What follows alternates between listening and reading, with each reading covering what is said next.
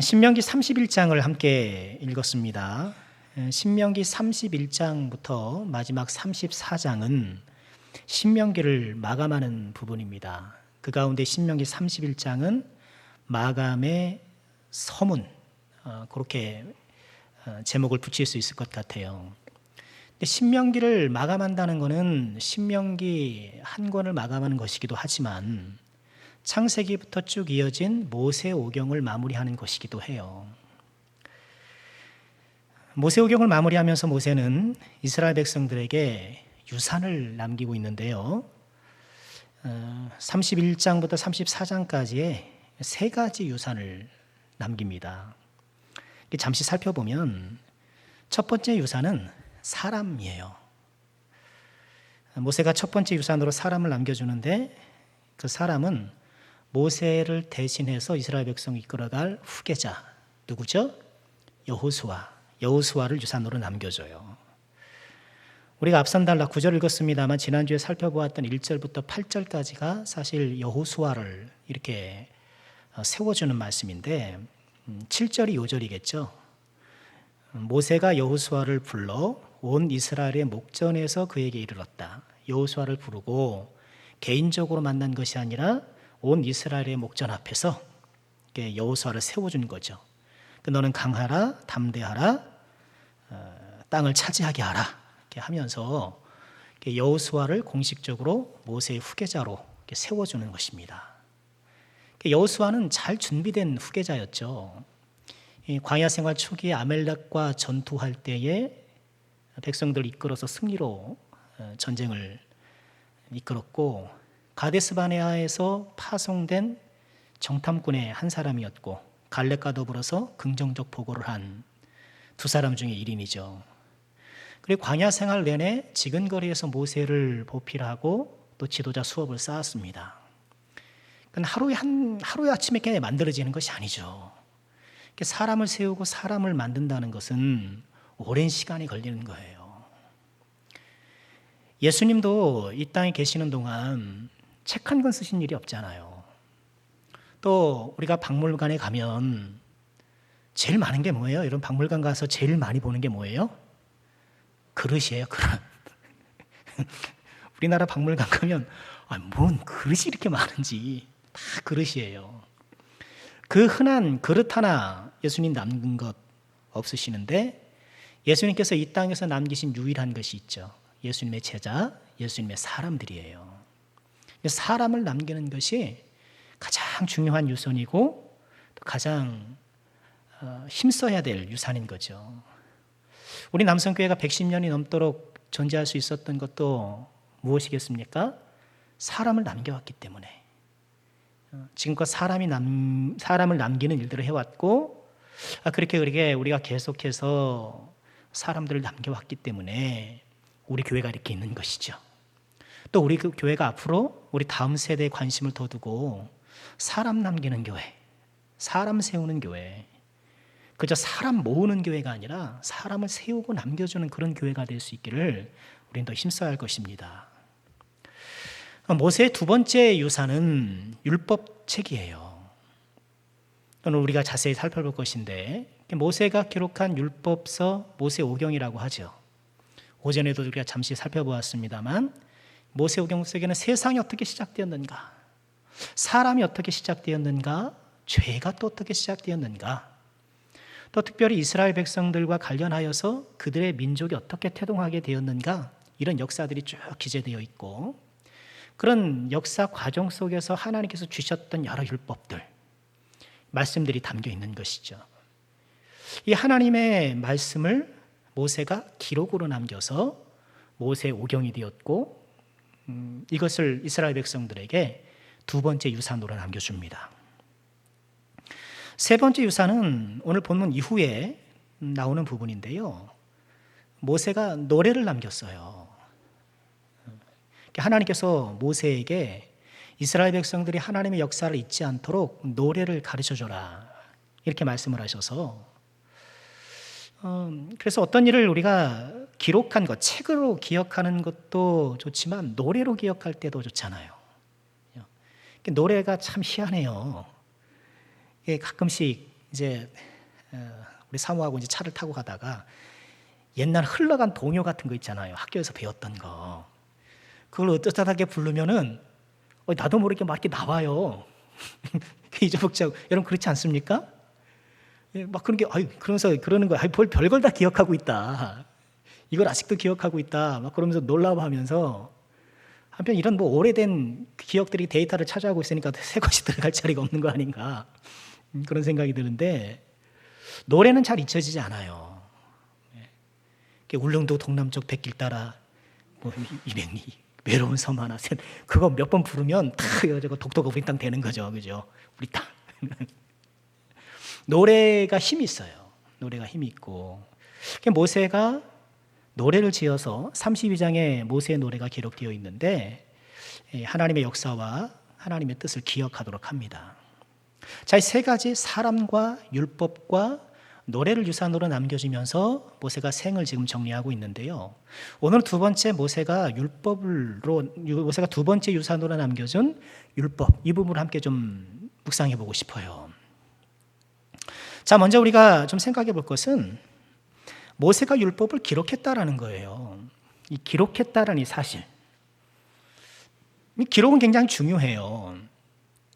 우리가 소위 역사라고 부르는 것은 기록되어 있는 것에 의존해요. 그러니까 기록이 없으면 사실상 역사라고 하기가 어려운 거예요.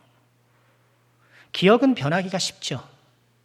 우리가 어렸을 때 어떤 기억, 과거에 있던 기억들은 자꾸 내 생각과 어떤 환경과 시간이 지남에 따라서 자꾸 그것이 바뀌어요. 그래서 과거를 정확하게 기억하기는 쉽지가 않아요. 같은 현장에서도 기억하는 것이 좀 저마다 막 다를 수가 있잖아요. 그러니까 기억이 불완전해서 수정되고 보정되고 막 이런 우리 안에서의 작용이 있기 때문에 그런데요. 반면에 기록은 쉽게 변하지 않죠. 한번 딱 기록해 놓으면 어지간하면 바뀌지 않아요. 하나님께서 십계명을 주셨을 때 돌판에다 친히 기록해 주셨잖아요. 왜요? 변질되지 않도록, 오해하지 않도록, 오래 남기도록 기록해서 주신 거예요. 모세가 지금 이 먼지가 풀풀 나는 광야 40년 동안 틈틈이 이것을 기록해 왔을 것이고, 그리고 이제 모압 평지에서 요단강을 건너기 앞서 놓고 다시 한번 쭉 정리했겠죠. 쭉 정리하고 이 기록을 마감했겠죠. 그러니까 얼마나 그 작업이 신중했고 또 얼마나 거기에 심혈을 기울였겠어요. 그런 노력이 있었기 때문에 이 하나님의 말씀이 보존되고 전수되어서 3,500년이 지난 우리 손안에도 이렇게 성경책이 와 있는 거예요. 너무너무 감사하죠. 하나님께서 인간들에게 기록이라는 언어와 기록이라는 이 축복을 주셔서 그거를 통해 하나님을 기억하고 하나님을 전하고 하나님을 알게 하는 하나님의 큰 촉이 아닐 수 없는 것이죠. 우리가 신앙생활할 때에 하나님께서 주신 이 기록의 은총을 잘 활용하면 유익한 것이 많아요. 설교도 그냥 귀로 들을 때보다 기록하며 들을 때 더 정리가 쉽고요. 아무도 안 기록하시네요. 제자 훈련인데 숙제를 내줘야 되는데 그렇잖아요. 이렇게 적으면서 들으면 잘 기억에 남아요. 물론 어떤 분들은 그거 적지 말고 그냥 잘 들어라 하는 분들도 계시는데 저는 적으면서 듣는 게 경험상 잘 들렸고, 물론 그거 나중에 또 보지 않아요. 그거 뭐 볼 새가 어디 있겠습니까? 그러나 적으면서 들으면 기억에 잘 남는 것 당연한 것이고요. 또 내가 큐티를 묵상할 때, 큐티를 묵상하는 게 아니라 말씀을 묵상할 때, 큐티할 때도 내가 은혜 받은 것들을 이렇게 기록을 하면 내가 생각이 잘 정리되고 또 나중에 이 기록된 것을 또 보게 되면 다시 그때 은혜로 회복하기도 돼요. 그러니까 기록하는 것은 여전히 우리 경건 생활에 유익한 활동이다. 또 하나님의 축복을 더 증대시킬 수 있는 도구다 하는 것이고요. 또 모세가 이렇게 율법을 남겨준 일을 통해서 우리가 또 묵상해 보는 것은요, 이 율법을 모세가 레위 자손과 장로들에게 전달해 주더라는 거예요. 자, 9절 말씀 보실까요? 함께 읽죠. 또 모세가 이 율법을 써서 여호와의 언약궤를 메는 레위 자손 제사장들과 이스라엘 모든 장로주에게 주고, 그러니까 모세가 이 율법을 써서 기록해서 누군가에게 전달해줘요. 누구예요? 언약궤를 메는 레위 자손 제사장들과 이스라엘 모든 장로. 모세가 기록한 이 율법을 여러 사람에게 나눠준 걸 보면 아마도 사본이 여러 권 있었을 것으로 추정이 돼요. 그죠? 반쪽은 레위 자손 주고 반쪽은 이렇게 장로에게 주지 그건 아니었을 거예요. 그죠? 그러니까 아마 좀 복수의 이 율법을 기록해서 또 사본을 만들어서 이렇게 나눠줬던 것이 아닌가. 이 전달해줬던 첫 번째 대상이 제사장들이에요. 레위 자손 제사장들. 그런데 9절에서는 이 레위 자손 제사장들을 여호와의 언약궤를 메는 이런 수식어로 소개해요. 여호와의 언약궤를 메는 레위 자손이다 하면서 언약궤를 이야기하거든요. 언약궤는 성물이잖아요. 언약궤를 얘기를 했지만 언약궤를 비롯한 모든 이 성막과 관련된 그런 기물들을 얘기를 하는 거죠. 언약궤를 대표적으로 얘기를 해서 언약궤를 메는 레위 자손 제사장들에게 줬다라는 것은 지금 그들에게 전해준 이 율법의 말씀이 성물이라는 뜻이에요. 그러니까 제사장들이 언약궤를 잘 거룩하게 간수하는 것처럼 이 율법의 말씀도 잘 간수하고 또 보존하라는 그런 의미인 것이죠. 거룩한 성물이라는 거예요. 제사장들에게 주는 것과 동시에 또 누구에게 주나요? 모든 장로들. 장로는 누군가요? 제사장들과는 달리 장로들은 백성들의 대표, 백성들과 함께 살아가는 사람들이잖아요. 그런 율법은 성물로 주어졌지만 다른 성물과는 달리 백성들의 접촉이 허용된 거예요. 다른 성물들은 못 만지잖아요. 언약궤 제사장 외에 다른 사람들이 만지면 안 되잖아요. 그러나 율법의 말씀은, 율법책은 성물로 주어졌지만 일반 백성들에게도 접촉이 되어 있다는 거예요. 그런 율법책은 하나님의 말씀은 하나님의 영역과 백성들 영역에 동시에 존재하는 거예요. 제사장들의 영역이 하나님의 영역이잖아요. 그 하나님의 영역과 백성들의 영역에 동시에 놓여져 있는 것. 하나님의 영역과 백성들의 영역이 율법을 통해서 오고 가는 거예요. 이 하나님의 말씀이 가교가 되는 거예요. 군산에서 서천으로 가려면 옛날엔 무슨 다리가 유일했나요? 전 모르니까. 없었어요? 없었겠죠. 배 타고 다녔겠죠. 그러다가 어떤 다리가 먼저 생겼겠죠. 네? 저기 뭐예요? 하구뚝. 그죠? 하구뚝이 먼저 생겼으면 서천에서 군산으로, 군산에서 서천으로 가는 유일한 길은 그리 가는 거예요. 별 수 없어요. 그 다리까지 가야지. 근데 지금은 동백대교가 또 생겼잖아요. 맞죠? 또 이제 저쪽에 이제 고속도로 다리도 있고 하니까 여러 루트가 있긴 합니다만 이렇게 서천과 군산을 이어주는 다리가 있는 것처럼 하나님의 영역과 인간의 영역에 다리가 있어요. 하나님과 인간이 서로 교통할 수 있는 다리. 그게 뭐라는 거예요? 율법이라는 거예요. 하나님의 말씀이라는 거예요. 그러니까 하나님께서 백성에게 찾아오실 때는 어디로 찾아오셔요? 말씀으로 찾아오시는 거예요. 또 우리가 하나님 앞에 다가갈 때는 무엇으로 다가가요? 역시 말씀으로 다가가는 거예요. 이 다리가 아니면 가기 어려워요. 그러니까 하나님께서 우리에게 현상으로 임하기도 하시고 또 하나님께서 우리에게 다가오시는 독특한 특별한 방법이 하나님의 뜻 안에 있을 수 있겠으나 하나님께서 인간에게 다가오시는 가장 기본적인 다리, 방법은 말씀이에요. 말씀으로 찾아오시는 거예요. 말씀으로 찾아오신 주님 영생을 약속했네. 그 복음상가 있잖아요. 말씀으로 찾아오시는 거예요. 그 말씀으로 찾아오셔서 우리에게 지식을 주시죠. 몰랐던 것을 알게 하시고 이전에 알았지만 새롭게 알게 하시고 또 말씀으로 찾아오셔서 우리에게 감동을 주시는 거예요. 하나님을 더 사랑하게 하시고 이웃을 더 존중하게 하시고 죄에 대해서는 슬퍼하게 하시고 어려운 사람에게 긍휼의 마음을 갖게 하시고 또 악한 일에 대해서는 의분도 느끼게 하시고 말씀으로 찾아오셔서 우리의 감동을 움직이시는 거예요.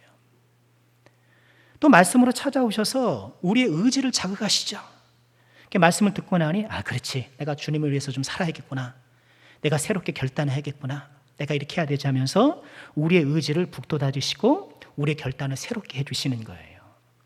이처럼 말씀으로 찾아오셔서 우리에게 지식을, 말씀으로 찾아오셔서 우리의 감동을, 또 말씀으로 찾아와서 우리의 의지를, 이처럼 지정의 우리 전 인격에 자극을 주시는 거예요. 울림을 주시는 거예요. 말씀으로 찾아오시는 주님. 또 우리가 하나님께 나아가는 것도 어떻게 해요? 말씀으로 나가는 거예요. 하나님의 말씀에 순종함을 통해. 그러니까 우리 주님을 사랑하잖아요.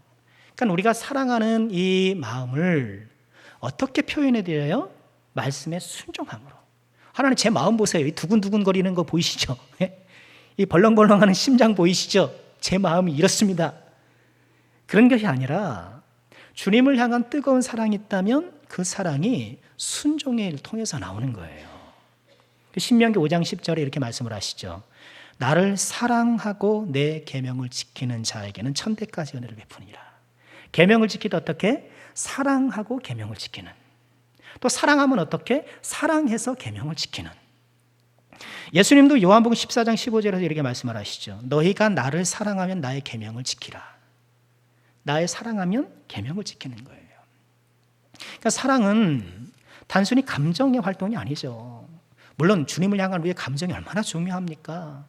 또 감정이 있어야 또 이게 풍성해지고 또 하나님께서 기뻐 받으시는 것도 사실인데, 감정이 그저 끓고 마는 그런 감정의 울림으로 끝나면 안 된다는 거죠. 새술은 새 부대에 담아야 된다고 했잖아요. 새술은 새술에 어울리는 부대에 담아야 이 부대도 그렇고 새술도 그렇고 온전히 보존되는 거예요. 그렇지 않으면 찢어져 버리죠. 그런 것처럼 주님을 향한 이 새술 같은 마음은 순종이라는 새 부대 같은 그릇에 담겨져서 드려야 되는 거예요.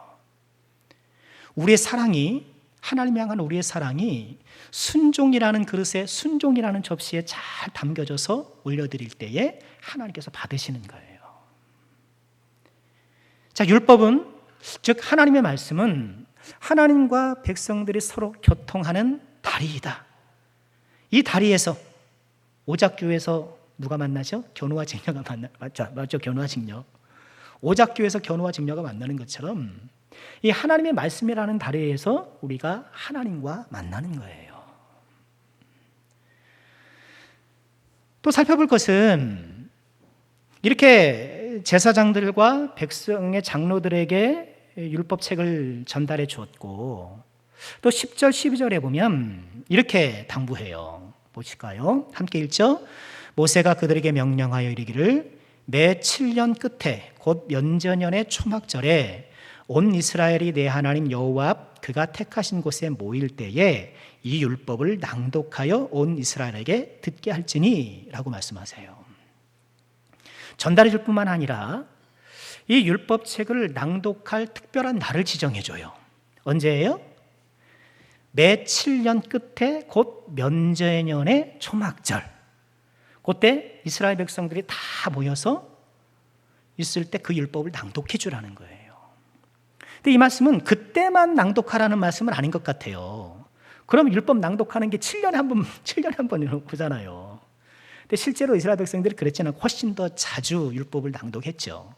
또 예수님 당시에도 회당에서 주일 안식일마다 모일 때에 율법 낭독하는 시간이 있었고, 율법은 훨씬 더 자주 낭독이 되었던 것이 사실이에요. 면제년의 초막절에 낭독하라고 하는 것은 늘 낭독하지만 특별히 면제년의 초막절에는 잊지 말고 반드시 낭독하라는 얘기인 거예요. 그럼 왜 하필 면제년의 초막절에 낭독하라고 그렇게 딱 시기를 지정해 줬을까? 이 시기를 지정하면은 어떤 의미가 담겨 있을까? 먼저 초막절의 말씀을 낭독하는 것. 이 초막절이 어떤 날인가요? 초막절은 77절, 맥주절 이렇게 다른 이름이 있고요. 출애굽 광야 시절에 광야 생활을 하면서 초막을 짓고 살았잖아요. 텐트 짓고 살았잖아요. 그때를 회고하면서 일주일 동안 집이 아닌 초막 혹은 텐트를 짓고 살아가는 거예요. 일종의 체험학습인 거죠. 옛날에 그 출애굽 광야 생활을 회고하면서 일주일 동안 텐트를 치고 그 안에서 생활하는 거예요. 아, 그렇지, 우리 조상들이 이랬지. 초막절의 율법을 낭독하라는 것은 하나님께서 이처럼 광야 40년을 통해 그들을 구원해 주신 것을 잊지 말라는 거예요. 즉 율법책에 담겨 있는, 지금 모세오경, 지금 이스라엘 백성들이 전해받은 이 율법책에 무엇이 담겨 있어요? 그들이 구원받은 그 과거의 역사들이 거기에 다 고스란히 기록되어 있잖아요. 초막절에 이 율법을 낭독함을 통하여서 그렇게 하나님께서 구원해 주셨던 그 과거의 역사를 잊지 말라는 거예요.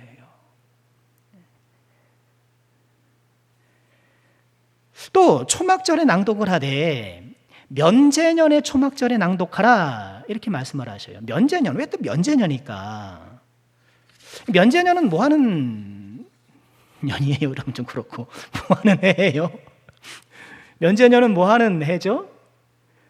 모든 빚을 탕감해주는 해예요. 그러니까 이스라엘 사회만 있는 아주 독특한 제도인데 면제년이 되면 그동안 내가 꾸어졌던 것을 다 탕감해주는 거예요. 내가 빌렸던 것들을 다 탕감받는 거예요.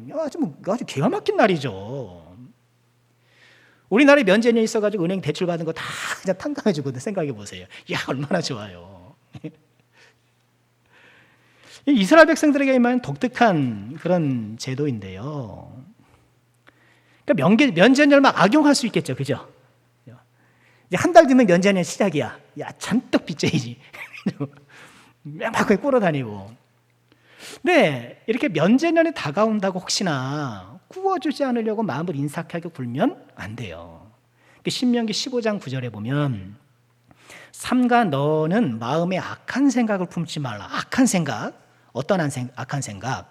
곧 이르기를 일곱째 해 면제년이 가까웠다 하고 내 궁핍한 형제를 악한 눈으로 바라보며 아무것도 주지 아니하면 그가 너를 여호와께 호소하리니 그것이 내게 죄가 되리라. 이제 좀 지나면 면제년이에요. 면제년이 다가온단 말이죠. 근데 내가 벌써 이렇게 빌려준 것이 있는데 못 받게 생긴 거예요. 그랬더니 어떤 인간이 또 와가지고 또 빌려달라 그러니까 탁 째려보는 거죠. 이거 영악해가지고 내년이 좀 있으면 면제년인 걸 알고 또 빌리러 왔구나. 안 꺼져야지. 그러지 말라는 거죠. 인색하게 굴지 말고 탕감해 주라는 거예요. 빌려주고. 면제면에 특별히 율법의 말씀을 낭독하라는 것에서 어떤 뜻이 담겼는지 좀 짐작이 가죠. 즉 이 율법에 나와 있는 하나님의 구원의 역사, 그 내용이 뭔가예요? 결국 하나님의 구원이란 탕감의 은혜잖아요. 탕감해 주시는 거잖아요. 지금 이스라엘 백성들도 탕감받았잖아요. 무엇에서부터? 애굽에서 노예 생활하면서 그 노역의 빚에서 하나님께서 구원해 주셔서 탕감시켜 주신 거예요. 성경에서 빚을 지는 것과 죄는 개념상 동일해요. 빚 지다와 죄를 짓다가 마찬가지예요. 같은 개념이거든요. 면제면의 율법의 말씀을 낭독하라고 하는 것은 하나님의 은혜로운 탕감을 기억하라는 거예요. 은혜로운 탕감을. 그렇지, 하나님께서 나의 노역을 탕감해 주셨지. 나의 모든 죄를 탕감해 주셨지. 그것을 기억하라는 거예요. 또한 한 걸음 더 나아가 면제년의 율법을 낭독하라고 하는 것은 면제년은 내가 형제의 빚을 탕감해 줘야 하잖아요. 근데 탕감해 주려고 하면 참 인간적으로 생각하면 너무 아깝고 좀 이게 뭔가 아마 그런 생각이 들 수 있단 말이죠. 그러나 면제년의 율법의 말씀을 낭독 들음을 통하여서 혹시나 탕감을 주저하려는 그 마음을 좀 허물어버리고 그렇지, 내가 고된 노역을 탕감받았지, 그러니 나도 형제의 빚을 탕감해 줘야지 하는 그런 마음을 가지라는 거죠. 그러니까 탕감에 대한 의욕을 북돋아주는 것이죠. 하나님께서 나를 탕감해 주신 은혜를 되돌아보며 그 은혜를 바탕으로 나 역시도 다른 사람을 탕감해 주려고 하는 그 거룩한 의지를 되살리라는 것이죠. 하나님께서 주신 거예요. 그러니까 면제년의 초막절의 말씀을 낭독하라는 것은 율법책이 하나님의 구원의 역사요. 그 구원 역사의 실질적 내용은 죄를 탕감해 주신 것이요. 그 죄를 탕감해 주심은 우리도 역시 다른 사람의 죄를 탕감해 주도록 하기 위한 것이라는 것을 가르쳐 주시는 것이죠. 이게 율법을 면제년의 초막절에 낭독하게 하신 이유인 거예요. 그러니까 하나님 말씀 안에서 우리는 하나님의 구원이 어떠한지 보잖아요. 그러니까 하나님의 구원을 받은 우리로서 우리는 어떻게 해야 돼요? 그 구원이 역시나 우리의 모든 죄를 탕감해 주셨다는 것을 기억하고, 그 탕감받은 우리가 또 해야 할 일은 무엇일까요? 우리 역시도 나에게 빚진 자를 탕감해 주는 것, 나에게 어려움을 줬던 사람을 용서해 주는 것, 그것이 하나님의 말씀을 올바로 따르는 방법인 거죠. 자, 마지막으로 이 율법의 말씀을 전달해 주면서 12절 13절엔 또 이렇게 말씀을 합니다. 곧 백성의 남녀와 어린이와 내 성읍 안에 거류하는 타국인을 모으고 그들에게 듣고 배우고니 하나님 여호와를 경외하며 율법의 모든 말씀을 지켜 행하게 해라. 남녀노소와 타국인. 또 13절에 보면 너희가 요단을 건너가서 차지할 땅에 거주할 동안에 이 말씀을 알지 못하는 그들의 자녀, 그 원주민들의 자녀에게 듣고 경외하게 해라. 마지막으로 율법을 주시면서, 율법책을 주시면서 당부하시는 게 뭐예요? 남녀노소, 타국인, 이방인에게 이 말씀을 가르치라는 거예요.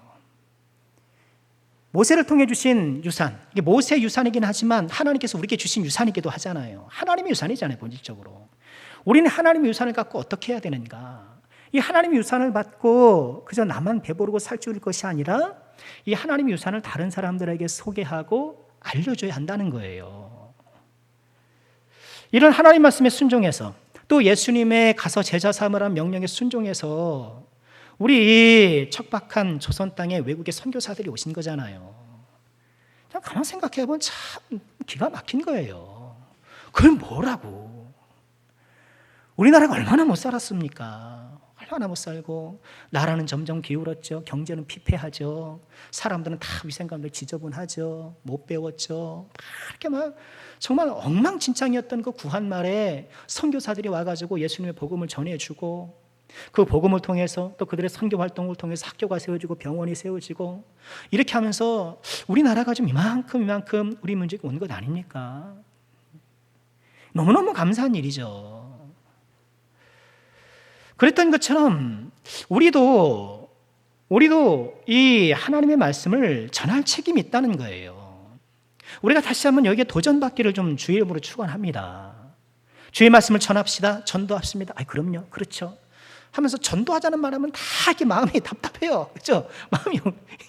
마음이 딱 열리는, 마음이 딱 닫혀버리는 거죠. 해도 잘 안 된다는 거죠. 하기도 어렵다는 거죠. 전해봐야 뭐 잘 듣지도 않는다는 거죠. 째려보기나 하고 몇이나 하고 막 그런다는 거죠. 또 더군다나 이제는 뭐 코로나니까 사람들에게 접근하면 안 되니까 핑계가 참 좋아요, 그죠? 코로나면 다 끝나, 그죠? 코로나가 이게 암행어사 마페 맞죠? 암행어사 마페예요, 이게. 코로나라 그러면 다 이해해줘요. 학교 나 코로나 그러면 다 이해해주고, 직장에서 어쩌면 코로나 그러면 다 이해해주고, 교회도 코로나 그러면 다 이해해줘요. 물론 지금 사람들에게 다가가는 게 어려운 건 사실인데, 그러면 코로나가 없을 땐 그렇게 잘했는가? 그죠? 지금 코로나 때문에 내가 전도하기 힘들다면, 아니 코로나가 없을 때는 내가 그렇게 그럼 잘했는가? 여러분, 우리가 다시 한번 이 하나님의 말씀, 하나님께서 모세를 통해 주신 이 유산을 우리가 받은 자로서 이 유산을 그저 나만 향유할 것이 아니라 누군가에게 전해주는 그런 일에 도전해 볼 수 있기를 주님의 이름으로 축원드립니다. 내가 만나는 사람에게 좀 예수님을 한번 전해보자는 거예요. 이번 한 주간 동안 여러분 주께서 주시는 지혜와 또 감동 가운데에 꼭 한 사람에게라도 여러분 전해주시길 바랍니다. 우리가 복음을 전할 때는 새삼스러움이라는 마음의 장애물을 뛰어넘어야 돼요. 새삼스럽게 저 인간이 왜 저래? 직장에서 맨날 얼굴 보고 있는데 갑자기 오늘 예수 믿으라 그러면 저 안 하던 짓 하네? 저 사람 왜 저래? 막 이런 반응이 올 수도 있거든요. 이런 새삼스러움이라는 마음의 장애물을 뛰어넘고 예수님 믿으라고. 또 우리 불신 가족들 있잖아요. 내 형제들, 부모들, 그저 자녀들에게 예수 믿고 구원 받자고, 예수 믿고 구원 받으세요. 당신도 좀 예수 믿고 구원 받으세요. 이런 새삼스러움의 마음의 장애물을 뛰어넘고 던져보자는 거예요. 던져보자는 거. 어떤 사람은 외면하고 어떤 사람은 비난해도 구원받은 한 사람이 있을 수 있어요. 여러분, 이번 주간 한번 직장에서 실천해 보시기를 부탁드리겠습니다. 가족들에게 한번 용기를 내서 전해 보시길 바랍니다. 누구나 환영하고 누구나 다 좋아할 것 같으면 누가 그렇게 뭐 예수님 명령하셨겠어요. 내가 복음을 전했을 때에 사람들이 외면하고 혹은 비난하고 그것이 정상이에요. 정상. 그런 거예요. 그리고 만약 그런 외면과 비난이 있다라고 한다면 그것이 우리에게 상급이 되지 않겠습니까? 주의 복음을 전하면서 우리가 받게 되는 그런 불편한 시선들, 어떤 그런 것들이 결국 우리에게 상급이 되어서 하나님 앞에 칭찬되는 일들이 되지 않겠냐는 거예요. 우리에게 주신 이 말씀이라는 유산을 우리가 또 다른 사람들에게 잘 전해주고 또 그들을 인도해 줄 수 있는 우리 모두가 꼭 되었으면 좋겠습니다. 자, 말씀 마치겠습니다. 오늘 모세의 유산 3가지를 잠시 살펴보았는데 그중에 율법 보았죠. 사람을 남겼고 율법을 낳고 그 노래를 남겼는데 이 율법을 남긴 것 가운데에 우리가 묵상해야 될 것을 함께 나눠봤어요. 율법을 기록했다는 사실 가운데에 기록 우리가 경건 생활에 더 활용해보자는 말씀을 드렸고 또 하나님의 말씀이 우리와 하나님 사이에 가교라는 것을 재확인했습니다. 우리가 어떻게 하나님과 교통할 것인가, 하나님을 맞아들일 것인가, 하나님과 우리 사이의 가교는 말씀이라는 것. 말씀으로 찾아오시는 주님, 말씀으로 다가가는 우리. 또 면제년의 초막절에 낭독하라는 말씀 속에 담긴 하나님의 뜻을 한번 살펴보았어요. 초막절을 통해서 하나님의 구원 역사를 기억하고 그 구원 역사가 다름 아닌 탕감이라는 기억하고 또 그 탕감으로 인하여서 나 또한 탕감해주고 용서해주는 사람이 되자라는 것이 그 말씀 안에 담겨 있다는 것. 그리고 마지막으로 우리가 내 이웃에게 하나님의 말씀의 유산을 전하자라는 묵상 함께 나누었습니다. 자, 이번 한 주간 6월의 첫 주죠. 가정에서 직장에서 주 안에서 꼭 승리하시길 바라고요. 주 안에서 참으로 복되고 아름다운 삶을 살아가시는 주님들 꼭 되시기를 주님의 이름으로 축복합니다.